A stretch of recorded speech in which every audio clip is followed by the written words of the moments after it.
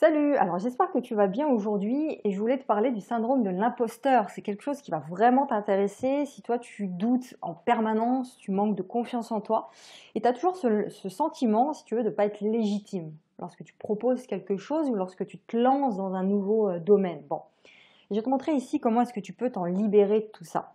Donc déjà, avant de rentrer dans le vif du sujet, je vais me présenter rapidement pour les personnes qui sont là pour la première fois. Donc je m'appelle Vanessa, je suis coach pour entrepreneurs, formatrice et j'accompagne les entrepreneurs à comprendre leur histoire pour en faire un business et créer leur propre façon de vivre, si tu veux, grâce à leurs idées et tout ça en toute authenticité. Alors, quand tu démarres un nouveau projet, imaginons tu démarres un projet sur Internet où tu veux te lancer, à un moment donné, tu vas pas te sentir légitime. Donc on passe tous par là, hein, à différents niveaux, mais on passe tous à un moment donné par là. On doute, on se pose pas mal de questions. Alors tu peux te demander, mais attends, comment est-ce que les gens vont tomber sur moi? Comment est-ce que je vais faire pour intéresser les gens à ce que je raconte? Est-ce que je vais pouvoir me démarquer de la concurrence? Comment est-ce que je vais faire pour trouver mon premier client? Est-ce que ça va mettre du temps? Est-ce que je vais galérer? Et puis, ça se trouve, il y a des gens qui font ce que je veux faire depuis bien longtemps, qui sont meilleurs que moi dans ce domaine. Peut-être que je suis trop vieux, peut-être que je suis trop jeune.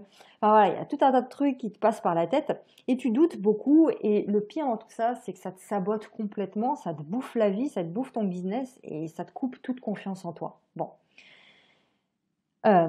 Déjà, prends conscience d'un truc, c'est que à partir du moment où tu ressens ça, ces doutes-là au quotidien, et que tu te les répètes au quotidien à toi-même, tu vois, que tu te persuades que c'est des vrais doutes, que c'est légitime et qu'en gros, t'es bon à rien, quoi. Il y a des gens comme ça hein, qui se répètent ça tous les jours. Déjà prends conscience que ça se ressent ces choses-là. Même si tu ne t'adresses pas à ton audience avec tes propres mots en te disant vous voyez je doute, j'ai pas trop confiance en moi, même si tu le dis pas, même si ça se voit pas vraiment comme ça au premier abord, c'est des choses qui se ressentent. C'est des choses qui à un moment donné les gens vont ressentir d'une certaine manière, même si même eux ne pourront pas mettre des mots dessus. Tu vois, c'est comme chimique quoi, c'est un truc comme ça se ressent. Donc, la première chose que je t'encourage à faire, c'est de bouger. C'est de ne pas rester avec tes doutes. C'est de commencer à créer. C'est de commencer à partager tes idées. De commencer à partager ton histoire. De commencer à partager tes expériences.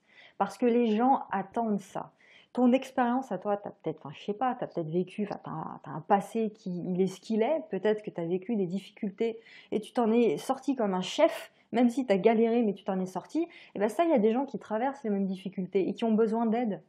Et si tu n'es pas là à leur proposer ton aide, c'est chaud pour eux, tu vois. Donc, partage cette expérience-là, partage ce passé-là avec les autres. Et puis même si tu as 2-3 personnes qui te suivent, hein, tu vois, il faut commencer à faire à un moment donné, il faut créer des expériences, créer des opportunités. Et je dis souvent aussi qu'il y a toujours quelqu'un qui va se reconnaître dans tes idées, dans ta personnalité, dans ce que tu partages. Il y a toujours quelqu'un qui va coller à ton univers et qui va se mettre à te suivre et à ne plus jamais te quitter. Ok? Donc, prends conscience de ça parce que c'est vrai. Capitalise là-dessus et prends confiance en toi, tu vois, crois en toi, ton expérience, en qui tu es. Donc, bouge, crée des opportunités. Tu peux créer, par exemple, du coaching gratuit. D'accord? Si tu veux monter une activité de coaching, d'accompagnement et d'aide en ligne, commence par faire du coaching gratuit.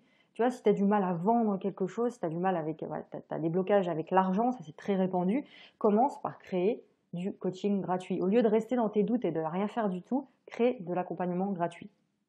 Pour te prouver, il y a plusieurs raisons à ça. Mais une des raisons principales, c'est pour te prouver à toi-même que les gens peuvent avoir du résultat avec toi. Tu vois?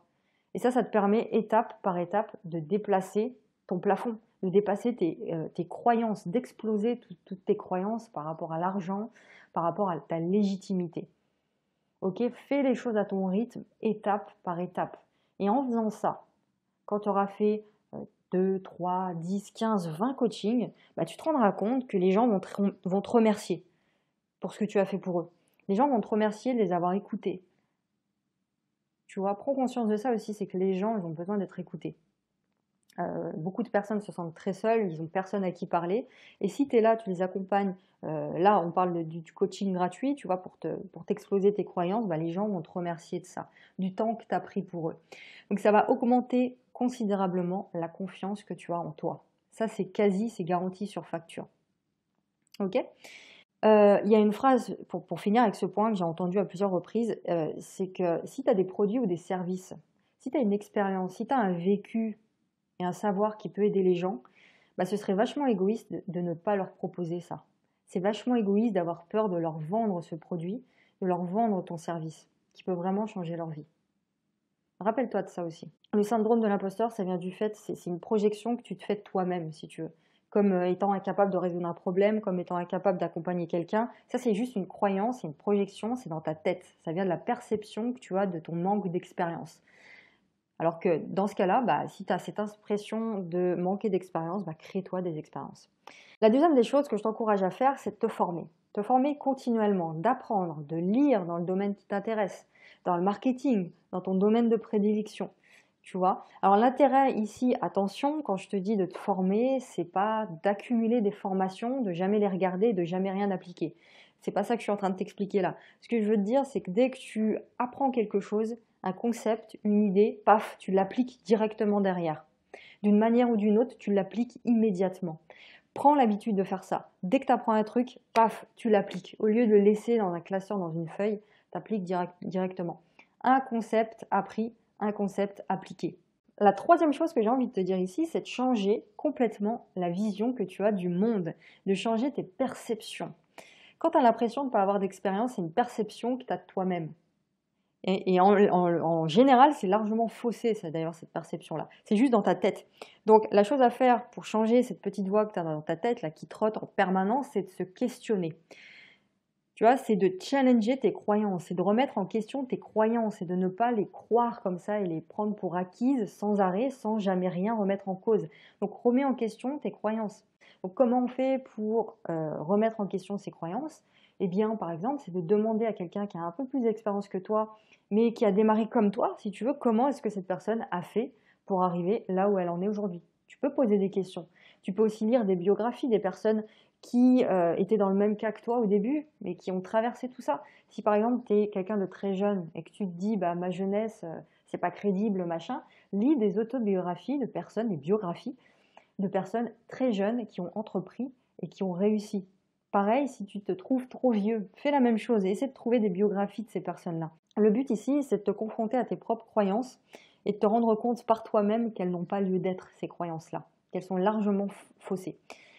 Dernière chose, il n'y a pas d'entrepreneur parfait, il n'y a pas de formateur parfait, il n'y a pas de coach parfait.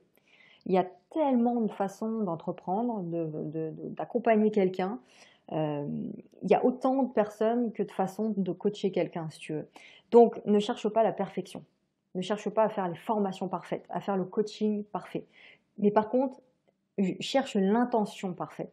Cherche l'intention claire, l'intention juste quand tu fais quelque chose. Quand tu veux aider quelqu'un, il faut que cette intention de l'aider soit claire, soit forte pour toi. Et là, tu vas faire un bon accompagnement qui te ressemble. Ne cherche pas à tout savoir, ça n'existe pas. Si tu es dans cet état d'esprit, tu vas sans arrêt te bloquer, tu n'avanceras pas. Donc au lieu de te concentrer sur ce que tu ne sais pas, concentre-toi sur tes acquis, sur ton expérience, sur les choses que tu sais, sur les choses qui te font te sentir confiant, légitime. Cherche tous les moments que tu as créés dans ta vie où tu as aidé quelqu'un. Regarde toutes ces choses-là que tu as acquises et qui font la personne que tu es. Ça changera tout de suite ta perception si tu regardes en direction de ça plutôt qu'en direction des choses que tu n'as pas. Prends conscience de ça maintenant. Tu vois, tes perceptions, elles sont vachement limitées, biaisées par rapport à ce que tu te souviens du passé, par rapport à ce que tu as pris l'habitude de penser de toi. C'est ça, hein. À force de penser, de te convaincre que tu n'es pas légitime, bah, tu finis par y croire. Ça devient une nouvelle croyance, ça devient comme une seconde nature finalement. Donc c'est pas étonnant. Voilà, j'espère que ces étapes t'ont aidé. Il n'y a pas de technique miracle pour se sentir légitime, ça n'existe pas. Si on te fait croire qu'il existe voilà, une technique pour avoir confiance en soi en 2 jours, c'est du bullshit. Ça n'existe pas, c'est un mensonge. Ce qui te permet de te sentir légitime et confiant, c'est de créer des expériences. C'est de créer des expériences.